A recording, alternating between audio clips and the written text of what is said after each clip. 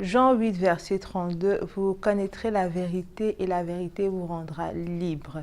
C'est l'heure de la vérité et ça se passe sur Libéré, Jean 8, verset 32, notre chaîne YouTube. Aujourd'hui, nous parlons de miracles, de signes et de prodiges.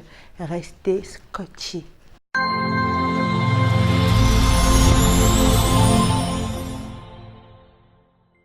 Alors, bonjour Maman Esther. Bonjour Blandine. Bienvenue une fois de plus sur notre plateau. Tout le plaisir est pour moi. Et pour ceux qui n'ont peut-être pas vu notre émission précédente, où nous avons parlé de l'autorité spirituelle du chrétien.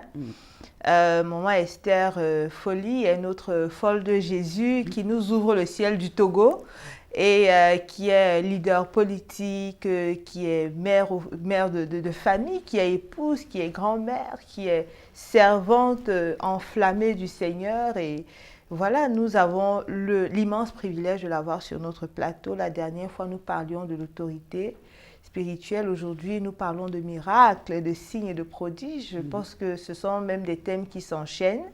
Alors, nous allons immédiatement mettre les pieds dans le plat. Et puis, c'est quoi miracle? C'est quoi signe? C'est quoi prodige? En fait, est-ce on doit venir à la définition en tant que telle? Je dirais tout simplement, c'est la promesse de Dieu pour quiconque est né de nouveau et quiconque a l'Esprit de Dieu et marche par l'Esprit de Dieu doit pouvoir expérimenter donc cette dimension-là de signes, prodiges et miracles. Et quand nous allons à la parole de Dieu, tout simplement, Marc 16, 17 à 18, qui nous dit « Voici les miracles qui accompagneront ceux qui auront cru. » Voilà la condition. Ceux qui auront cru, qui ont la foi en Jésus-Christ et il en mon nom. C'est bien précisé, c'est en son nom. Donc ce n'est pas quelque chose qui vient de vous, mais de celui, du donneur, voilà, de l'Esprit. En mon nom, ils chasseront les démons. Vous voyez, donc quand on crie tout le temps haro et tout ça, on demande secours au pasteur et tout ça, mais aide-nous.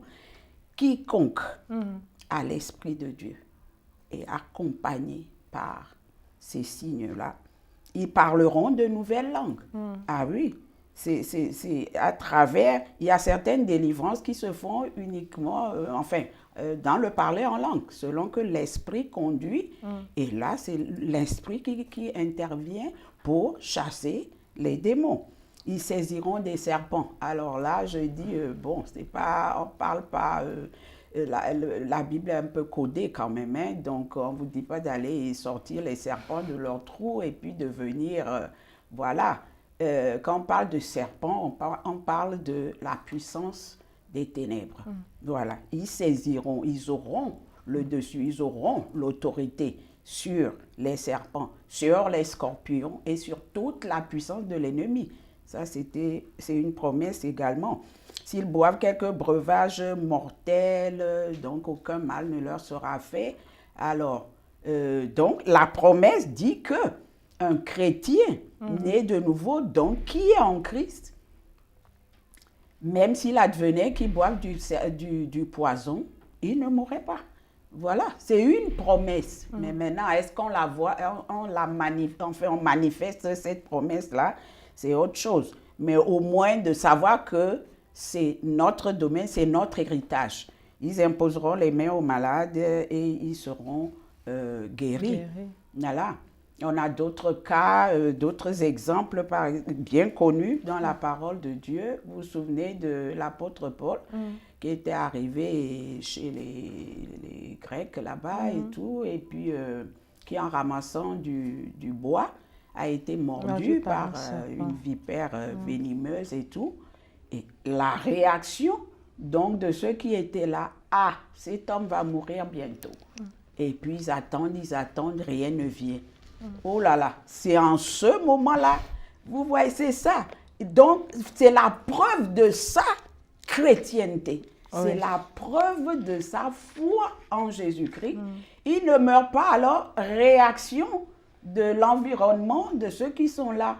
Ah, un Dieu est arrivé chez nous. Dieu avec petit d, bien sûr, est arrivé chez nous. Voilà un homme surnaturel. Voilà, sur qui les éléments naturels n'ont pas d'effet. Vous voyez?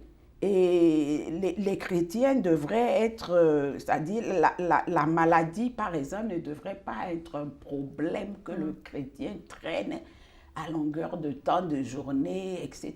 Il faut apprendre à vivre la santé. Vous voyez? 3 Jean 2 nous dit, je souhaite que tu prospères à tous égards et sois en bonne santé, comme prospère l'état de ton âme. Souvent, on ne retient que je vais être en bonne santé, en oubliant que c'est conditionné selon l'état de ton âme. Si tu fais prospérer ton âme, et l'âme, elle se nourrit de quoi? De la parole de Dieu. Si vous êtes rempli de la parole de Dieu, eh bien, même si la maladie vient, elle vient, ne trouve pas de terrain favorable pour s'incruster. Elle peut arriver, d'accord? Mais là où les gens mettent 1 mois pour se relever, eh bien, vous, en 1 semaine, c'est réglé. Parce que vous connaissez votre héritage en Christ. Pierre, par exemple, a ressuscité Dorcas. Voilà. Tabitha, lève-toi. Voilà. Il y a cette promesse en Luc 10, 19. Voici, je vous ai donné le pouvoir. Là encore, revient dans par rapport comme la dernière fois. Voilà, c'est un pouvoir. Jésus disait ça à ses disciples avant de les envoyer. Je vous ai donné le pouvoir de marcher sur les serpents, sur les scorpions et sur toute la puissance de l'ennemi, et rien ne pourra vous nuire. Alors, comment se fait-il qu'aujourd'hui, on passe tout le temps à crier, à se plaindre et à faire croire que le diable est plus puissant que Dieu? C'est tout simplement qu'on ne connaît pas son héritage en Christ. Alors, en se focalisant sur les miracles, peut-être vous avez fait un constat. On a l'impression que le christianisme dont la Bible parle a été légèrement édulcoré par rapport à la réalité que nous vivons de nos jours, parce que, à vous entendre, le miracle, le signe, le prodige, ça fait partie du quotidien du chrétien. Mais aujourd'hui, ça relève de l'extraordinaire, ça relève à la limite du sensationnel. Les chrétiens se déplacent de lieu en lieu et tout, à la recherche de miracles, à la recherche d'un signe, d'un toucher particulier et tout. Et Hébreux 2, verset 4 nous dit que Dieu appuyait le témoignage de ses serviteurs par des signes, des prodiges et divers miracles et par les dons du Saint-Esprit distribués selon sa volonté. Voilà. Donc, quelque part, c'est un peu comme si on dit, quand on dit des stockages massifs de miracles et tout. Alors, qu'est-ce qu'il faut? Est-ce qu'il faut une préparation particulière? Ou alors, tous ceux qui n'arrivent pas, parce tous ceux qui n'arrivent pas à manifester de miracles, il y en a qui croient, qui sont sincères, dans leur foi, qui prient pour attendre, qui déclarent, je ne sais pas, qui prient pour voir un changement, Dieu intervenir dans une situation, X ou Y, mais jusque-là, il n'y a pas de manifestation. Alors, est-ce que le miracle, quand est-ce que Dieu sent que c'est utile de répondre par un miracle? Voilà, justement, on y est. Quand Dieu a parlé des miracles, des signes, des prodiges, des miracles, c'était réservé pour une certaine, entre griffes, parce que je ne voudrais pas que l'on détourne ma pensée, mais en fait, c'était des signes pour les païens. Oui. Quand le royaume de Dieu est proclamé sur le territoire des ténèbres, à l'endroit des païens, c'est là que Dieu a fait la promesse de se manifester, de montrer, de manifester sa présence à travers donc, les signes, les prodiges, les miracles. Mais en fait, une fois qu'on est né de nouveau et qu'on est dans l'Église, on ne devrait plus s'attendre à courir, on ne devrait pas courir après les miracles, les signes, les prodiges, parce que le premier miracle même est celui de la nouvelle naissance. Vous rentrez dans le domaine maintenant de la transfiguration, de la transformation intérieure. Et c'est le plus grand miracle que le chrétien doit chercher. Votre vieil homme est là et puis vous cherchez le miracle. Pour faire quoi? Dans ce cas, sortez de l'église, retournez au Béaba, là, retournez au milieu des païens. C'est là-bas, c'est sur le terrain missionnaire que Dieu a promis de manifester sa présence à travers, pour que les païens voient. Quand quelqu'un parle, par exemple, il y a eu ce cas de missionnaire qui était parti dans un pays, enfin un territoire entre griffes, d'indigènes et tout ça. Et ils arrivent là-bas et puis on les prend en otage et tout, et puis on les attache à un poteau, etc. On veut les exécuter. Et sur ce, le Saint-Esprit descend sur le serviteur de Dieu et il se met à parler en langue. Pour lui, parler en langue. Mais il s'est trouvé que cette langue-là était la langue des indigènes. Et il est dit dans la parole de Dieu que quand on parle en langue, c'est pourquoi? Et c'est pour glorifier Dieu. Et ils ont entendu dans leur langue, entre griffes, ethnique là, eh bien, glorifier Dieu. Et le serviteur de Dieu se contentait tout simplement de parler en langue poussé par le Saint-Esprit. Mais il s'est trouvé que cette langue inconnue de lui était connue de ceux qui étaient là. Et il était en train de glorifier Dieu. À un moment donné, il les a vus tous se prosterner. Et puis, tout d'un coup, il dit, mais qu'est-ce qui se passe? Rien que mon parler en langue, qu'est-ce qui se passe? Et ils se lèvent, ils viennent, ils les détachent et ils sont les bienvenus. Donc, vous voyez, c'est l'endroit, à l'intérieur de l'Église, le miracle auquel le chrétien doit s'attendre. C'est sa transformation, se dévêtir du vieil homme et se revêtir de l'homme nouveau, semblable à Christ. C'est ça le miracle que Dieu promet à l'intérieur donc de l'Église. Mais le problème aujourd'hui, c'est que tout le monde est mélangé. Quand on parle d'Église, ça concerne uniquement les disciples.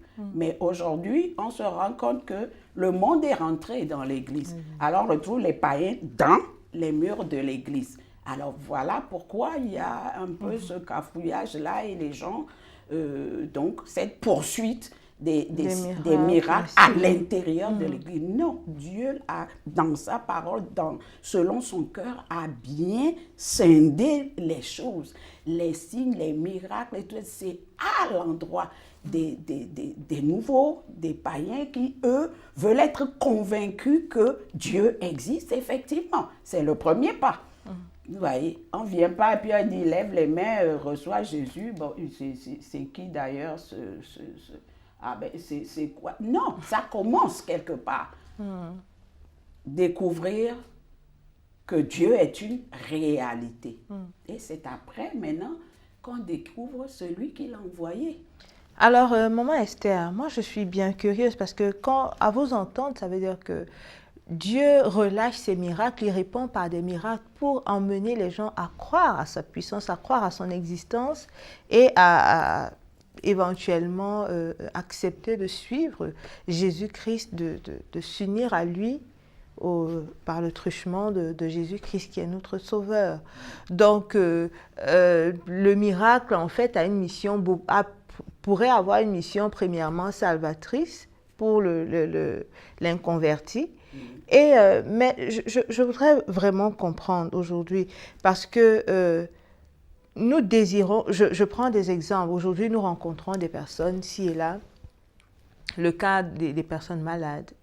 C'est vrai que le mariage est rentré dans le cadre des miracles qu'on attend et tout ce genre de choses, l'emploi et tout, l'enfantement et tout. Une dame qui croit qui croit Dieu depuis des années et toutes ces choses, qui est dans le Seigneur et qui s'attend à un miracle. Elle est mature dans la foi, elle croit déjà au Seigneur et tout, mais elle s'attend à un miracle peut-être par rapport à... Elle veut enfanter et tout. Et puis, quand on lui dit, ce miracle, c'est dans ta vie quotidienne. Comment est-ce qu'il faut qu'elle se comporte par rapport à ça?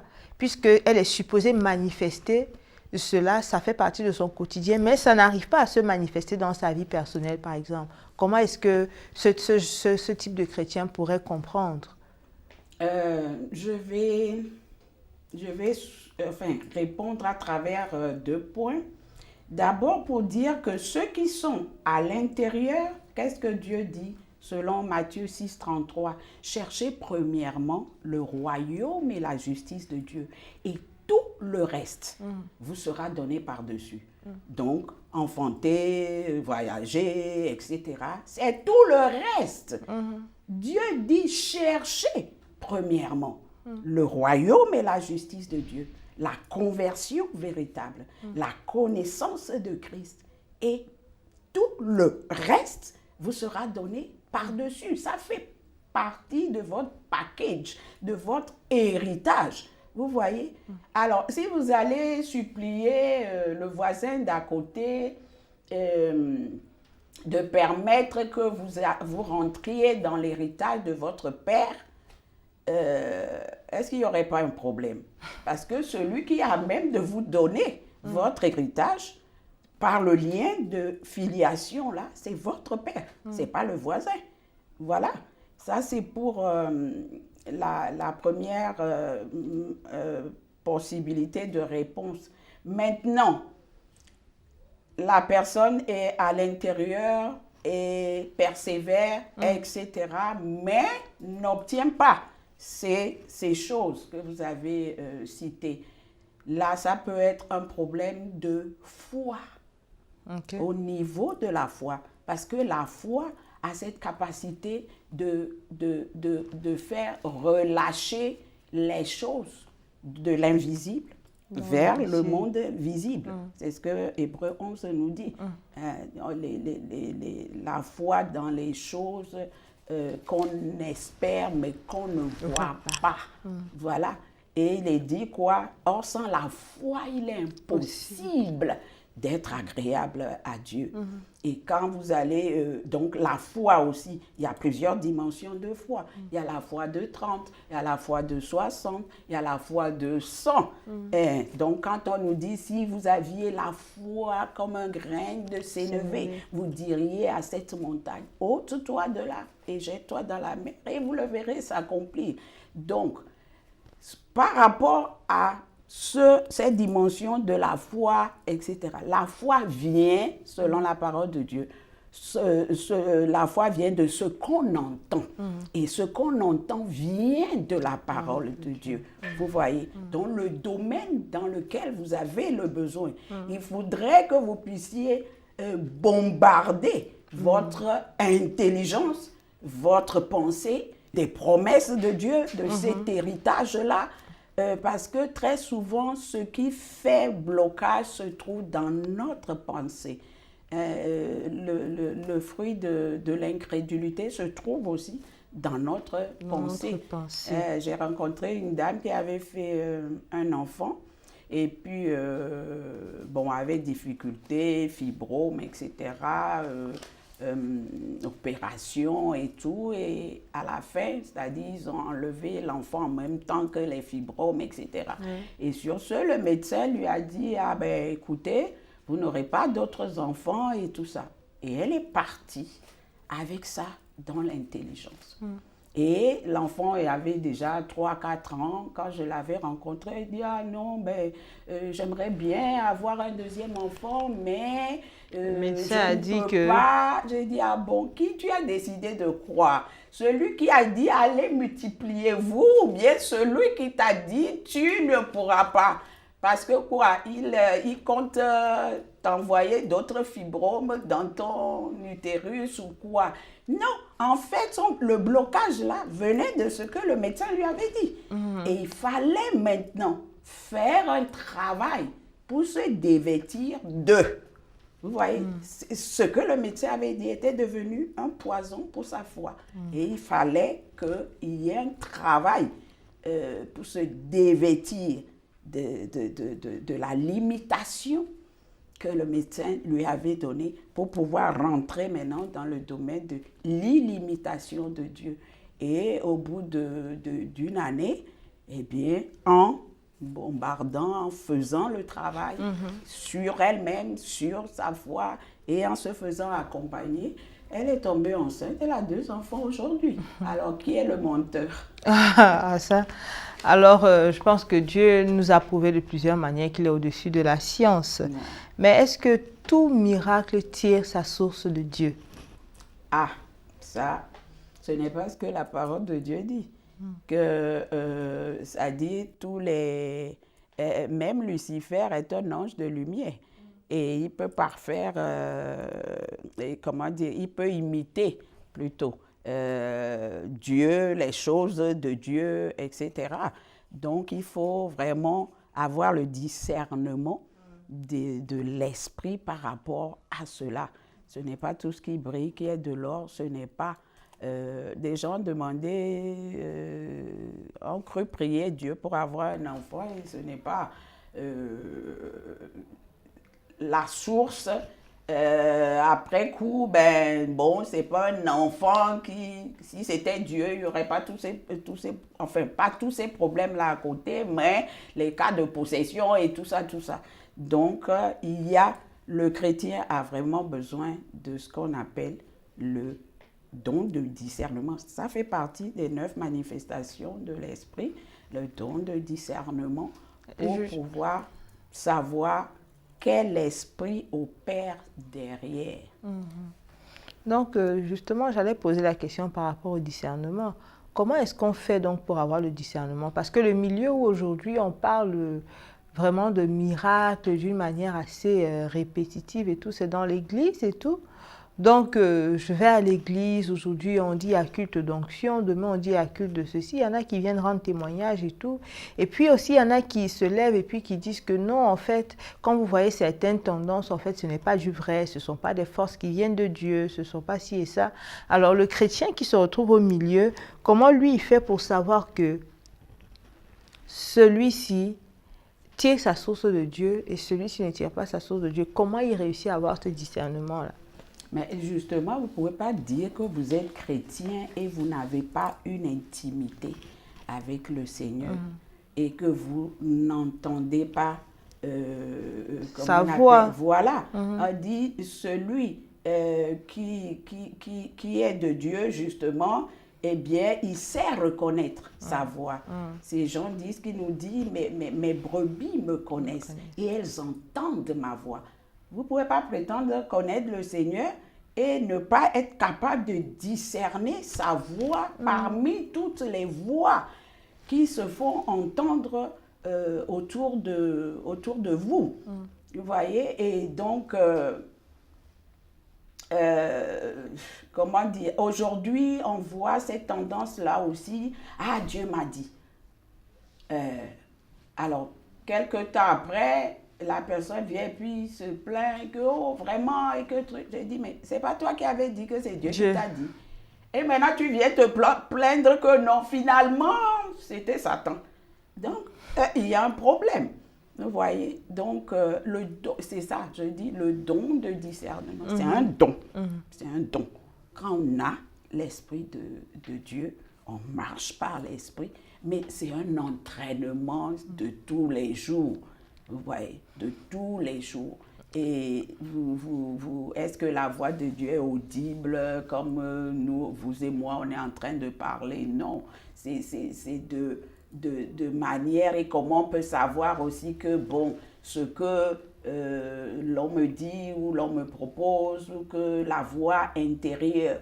Vous pensiez que quand Jésus a eu cette épreuve-là d'être tenté à la sortie du désert, vous croyez que c'était une voix audible qui était là pour lui dire, si tu es réellement fils de Dieu, jette-toi du haut de ce homme? Non, c'est à l'intérieur de lui, c'est dans son esprit qu'il savait discerner cette autre voie-là qui le poussait à désobéir à son père. Vous voyez, donc c'est un entraînement et je pense que c'est le rôle aussi des serviteurs de Dieu d'enseigner, d'accompagner donc tout ce monde-là.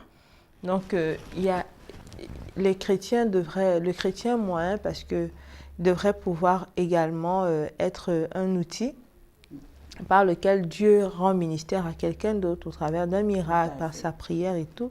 Et le discernement, je suppose que c'est à s'éduquer de la parole de Dieu, à rechercher l'intimité avec le Seigneur et tout, parce que sinon on se retrouverait, on a eu ça depuis l'époque de la Bible, avec dans Acte 8, la situation de Simon le magicien. On a eu dans Acte 16, la prophétesse qui prophétisait, elle disait des choses vraies, mais elle était animée d'un esprit de Python. Donc, c'est pour, en fait, pousser nos bien-aimés à être conscients du fait que ces choses n'ont pas commencé aujourd'hui. Le sensationnel et tout, c'est depuis le temps de la Bible, mais ce que Dieu recherche, c'est premièrement nos cœurs et d'être proche de nous, de sorte à ce qu'il puisse même nous administrer ces choses-là de manière directe, sans forcément courir aux intermédiaires, ça et là, ça et là. Donc, est-ce qu'on a besoin forcément de courir? Il est minuit, votre enfant, ou il y a un problème qui se pose dans la maison, tu vas aller réveiller ton pasteur pour ça, parce que toi, tu vas à l'église, pourquoi? Mais tu peux prier, tu peux imposer la main à ton fils et il sera guéri. C'est la promesse. C'est la promesse. On n'a pas besoin de courir après le serviteur de Dieu. Donc, il y a ce niveau-là aussi où on doit veiller à ne pas détourner le cœur des brebis du véritable Maître et Seigneur Jésus-Christ. Amen. C'est vraiment important à noter parce qu'aujourd'hui, on a une tendance qui donne l'impression que le miracle, le pouvoir d'opérer un miracle réside dans et à la capacité du serviteur de Dieu, de la personne qui l'administre, alors qu'en réalité, ce ne sont que des outils et tout. Alors, nous, on est bénis. Déjà, moi, j'ai retenu d'entrée de jeu que miracle, signe et prodige, ça fait partie de ce qui forme l'autorité du chrétien. Et ça ne se manifeste pas que dans le milieu spirituel, avec les démons et toutes ces choses, les esprits et tout, mais même en classe. Quand vous allez en classe, quand vous allez, je sais pas, vous êtes au lieu de travail et que vous êtes à la recherche d'une idée d'affaires, ça peut également être le miracle de Dieu de vous révéler l'affaire du siècle qui vous rend milliardaire du jour au lendemain. Ça peut être le miracle de Dieu, vraiment dans tout le domaine où vous êtes chirurgien et tout, l'opération est tellement compliquée et voilà, vous qui êtes femme politique, ça peut être le miracle de Dieu de vous permettre d'avoir une sagesse qui va déjouer les plans de, je sais pas, de tout ce qu'il y a comme diplomatie, négociation avec ci ou ça, de savoir parler au peuple, de savoir trouver une idée qui va permettre de générer plus d'argent dans le pays et tout ce genre de choses. Le miracle, le signe, le prodige qui vient de Dieu, c'est vraiment dans tous les domaines de notre vie et ça fait partie de notre héritage en tant que chrétien. Alors, c'est ce que nous allons retenir pour aujourd'hui et écrivez-nous, nous sommes là pour vous, nous allons tout faire pour vous répondre autant que l'Esprit de Dieu nous donne de le faire.